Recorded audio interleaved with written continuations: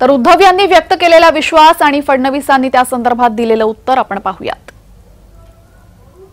महाविकास आघाडीचा limit strike rate काय असेल? 48 द्या बॅनरला 48 जिंकणार महाविकास आघाडी आणि फक्त महाराष्ट्रामध्ये, कारण त्यांचा 45 संपूर्ण देशाचा आकडा आहे, माझा केवळ महाराष्ट्राचा। आता मला सांगा, कोणाला मत दिलं पाहिजे, कोणाला दिलं पाहिजे? सोलापूरकर इतके हुशार लोक, काय सांगण्याची गरज आहे? सगळ्यांना माहिती आहे देशाचा विकास केवळ आणि केवळ मोदीजी करू शकतात।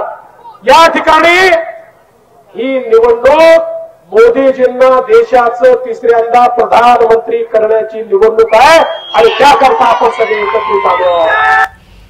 तर या संदर्भात आशिष शेलार आणि संजय निरुपम यांचीही प्रतिक्रिया समोर आलेली आहे, पाहूयात। उद्धव ठाकरेजी,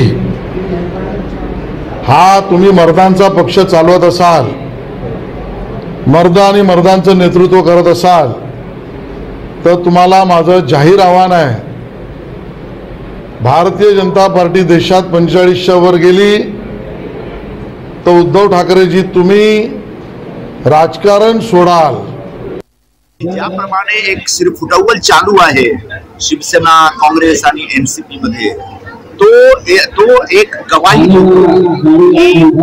महाविकास आघाडीमध्ये मतैक्य नाही आहे। महाविकास आघाडीमध्ये एक असा एक झगडा चालू आहे आणि त्यामुळे त्यांचे कार्यकर्ता एकमेकांच्या विरोधात काम करणार आणि 48 च्या 10% सीट पर्यंत नाहीये।